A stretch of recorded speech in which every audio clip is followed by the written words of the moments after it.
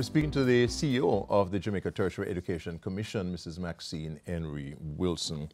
Mrs. Henry Wilson, talk to us about the role that individuals themselves must have, prospective students, about the programs that they engage with, their own responsibility to find out about the value of these programs, especially when accessing online programs. Exactly. So consumer beware. That's you have a responsibility in terms of your own education, your own development and training. We do have a student services role, and students can come to us to get information, and we'll guide them as to where to go and what to do, or actually try and assist them with getting there. We will have information, we'll have a register of all the institutions that are operating legally in Jamaica.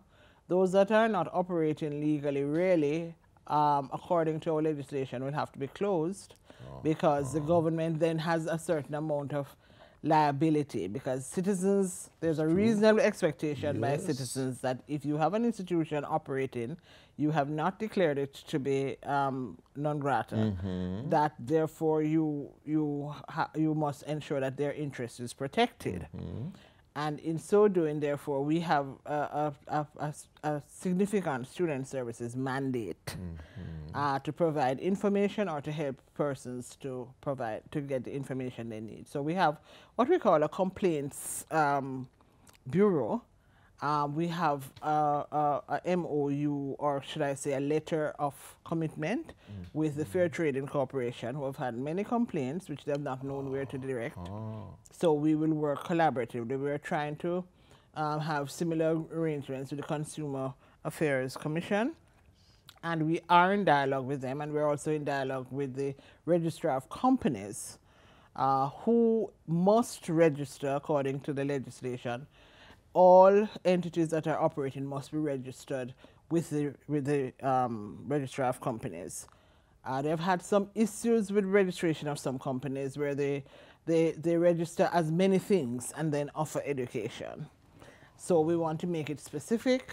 We want to make it, we want to designate with the company what kind of institution it is, so that if there are problems, they can be deregistered.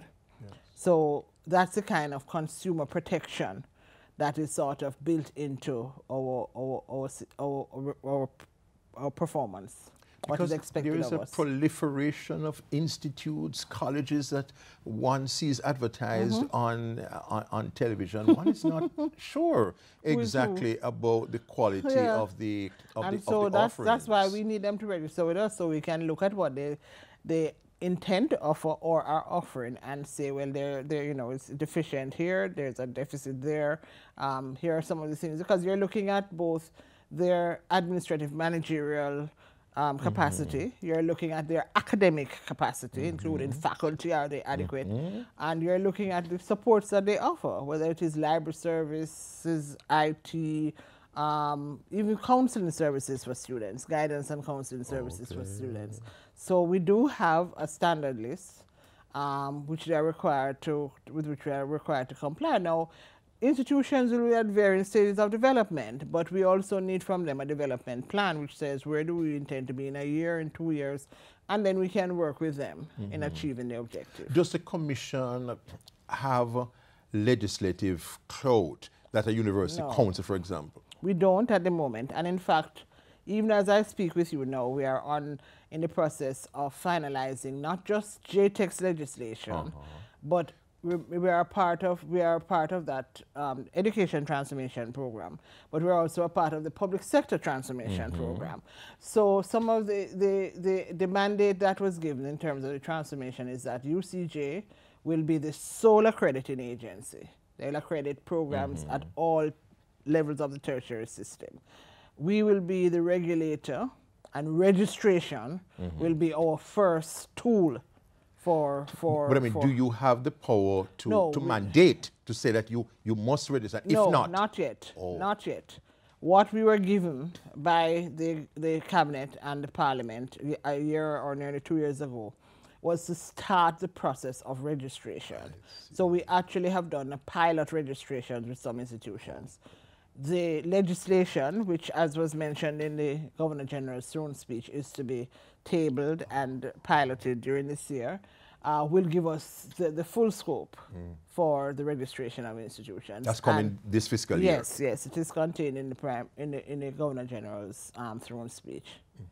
In summing up, Mrs. Maxine N. Wilson, what would you say about the importance of this commission, the needs it fulfills, and why it is so critical at this stage of Jamaica's development? I think there are about 2 or 3 pillars for understanding tertiary. First of all, there is evidence that a country's tertiary sector and the number of persons who have the benefit of tertiary education, that it has a correlation with the quality of life of the country and the development of the country. So tertiary is a very important development tool. Secondly, the individuals who benefit from tertiary, again, the evidence is that their earning capacity is greater than those who do not have tertiary education. And I think, thirdly and very importantly, we are moving in an age of innovation and change. And all people have to be able to be a part of that. So in addition to just teaching and learning, research, fundamental research must be a part of our agenda for development. So on all of those, and in all of those spheres, JTech has a seminal role. And I think that if we're able to perform those roles, we will then complement what the work of the University Council of Jamaica and the other, because the accreditation, which is now everybody's sensitive about accreditation, the accreditation will just be an endorsement of the development of these institutions and development of the sector. Thank you very much. Former Education Minister, CEO of the Jamaica Tertiary Education Commission, Mrs. Maxine Henry Wilson. We thank you for your company on Issues and Answers. Next week I'll be back. Until then, Ian Boyne wishing you a pleasant day.